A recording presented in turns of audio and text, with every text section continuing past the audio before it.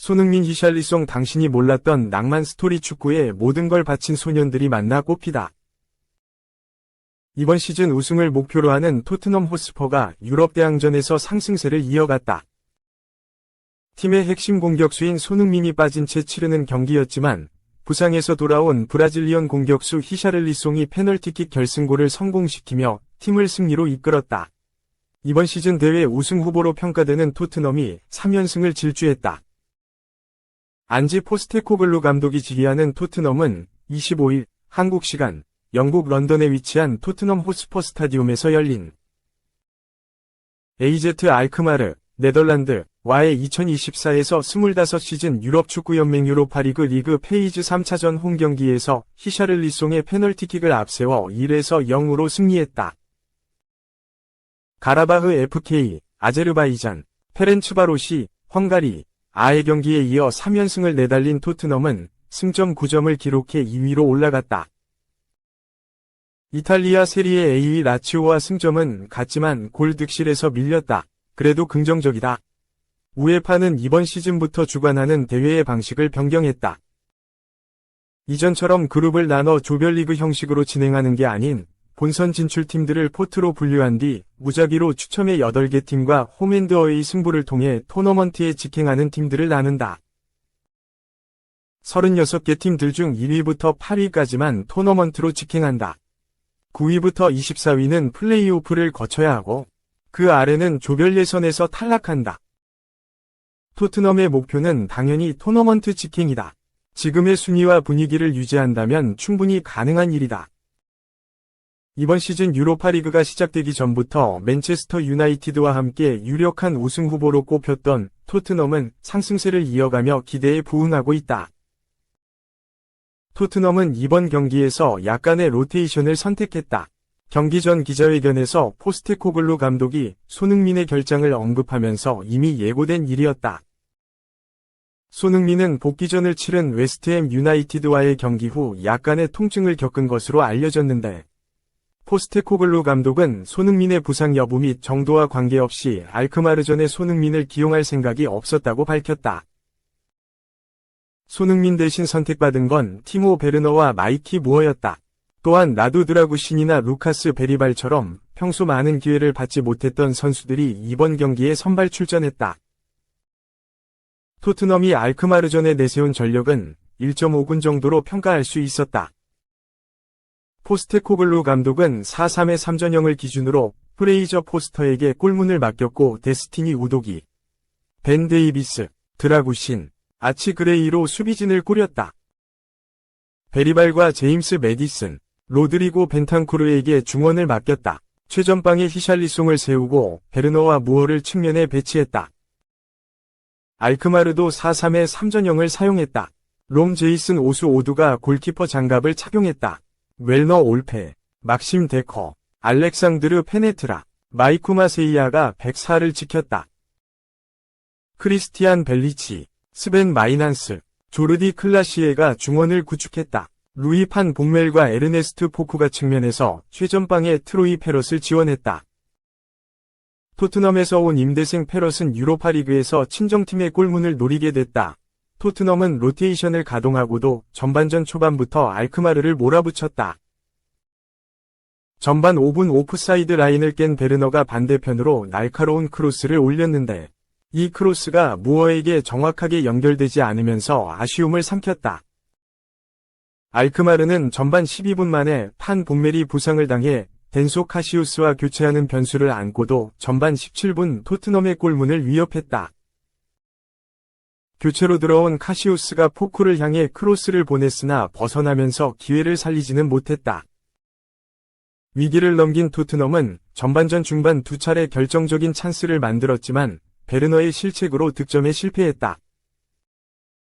앞서 손흥민이 부상으로 빠진 기간 동안 맨체스터 유나이티드, 페렌츠바로시, 브라이턴 앤드 호브 엘비언을 상대로 연속 출전했으나 최악의 골 결정력을 보여주며 토트넘 팬들을 실망시켰던 베르너는 이날도 자신에게 온 기회를 잡지 못했다. 전반 27분 토트넘의 유망주 베리발이 찌른 절묘한 패스가 베르너에게 정확하게 연결됐다.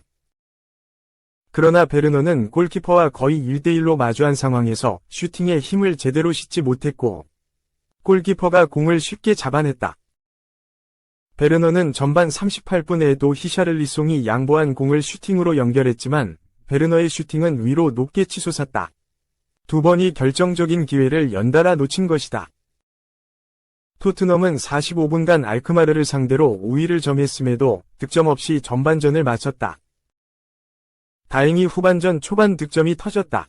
후반 6분 베리발이 페널티킥을 유도해 얻어냈고 키커로 나선 히샤를리송이 오수 오두 골키퍼를 상대로 침착하게 성공시키면서 토트넘의 리드를 가져왔다. 이후 토트넘은 알크마르의 공세를 막는 데 집중했다. 후반 12분 포쿠가 드라구신을 제치고 좋은 기회를 만들었지만 수비 커버를 위해 내려온 벤탄쿠르가 몸을 던져 막았다. 후반 29분에는 포스터가 좋은 선방으로 토트넘을 구해내기도 했다. 후반 40분경 알크마르 수비수 올페가 경고 누적으로 퇴장까지 당하면서 수적 우위를 아는 토트넘은 남은 시간 동안 1점차 리드를 지켜 승리를 따냈다. 2. 토트넘의 유관 DNA 이식 실패. 손흥민 양민혁에게 제대로 밀렸다. 계약 해지 위기. 이적 모색할 것. 티모 베르너, 28 토트넘 핫스퍼, 가갈 곳을 잃은 모양새다. 공격진이 방대해진 토트넘 입장에서도 잡을 생각이 없다. 독일 매체, 키커는 24일, 현지 시간, 토트넘이 내년 6월 만료되는 베르너와 임대 계약을 해지할 것으로 보인다. 며, 그는 구단의 결정을 순순히 받아들일 것이라고 보도했다. 매체가 추측한 이유는 이러하다. 토트넘은 현재 가용 가능한 공격 옵션이 상당히 많다. 임대 신분인 베르너가 출전 기회를 잡지 못해도 이상할 게 없는 실정이다. 실제로 토트넘은 손흥민이 부상 복귀해 몸 상태를 끌어올리는 단계에 있고 브레넌 존슨, 마이키 무어, 윌손 오도베르 등 자원이 엔지 포스테코글루 감독의 무한한 신뢰를 받고 있다. 내년 1월 양민혁도 가세의 경쟁은 더욱 치열해질 공산이 크다. 토트넘 역시 베르너가 원한다면 붙잡지 않겠다는 입장이다. 불과 1년 만에 입지가 급변한 베르너다. 지난 시즌 손흥민의 2023 아시아 축구연맹 카타르 아시안컵 차출 공백을 메우기 위해 임대 영입된 베르너는 쏠쏠한 활약을 펼치며 큰 보탬이 됐다. 해리 케인, 바이에른 뮌헨, 이 이탈한 상황에서 마땅한 최전방 공격수 자원이 없던 토트넘은 베르너의 합류로 시즌 끝까지 유럽 축구연맹 챔피언스리그 진출 경쟁을 벌일 수 있었다. 올 시즌 들어 180도 다른 국면을 맞았다. 토트넘은 도미닉 솔랑케, 오도베르, 양민혁을 영입하며 공격진 강화를 꾀했다.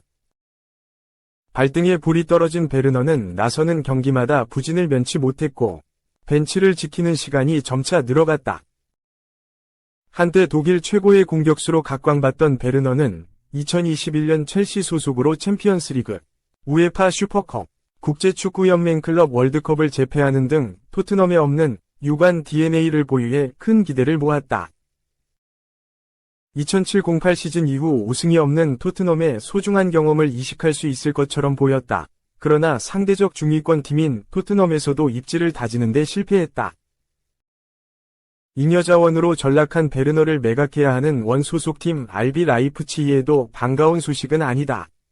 라이프치히는 베르너를 임대 보내며 이적료 850만 파운드, 약 153억 원, 위 완전 영입 옵션을 포함한 바 있다.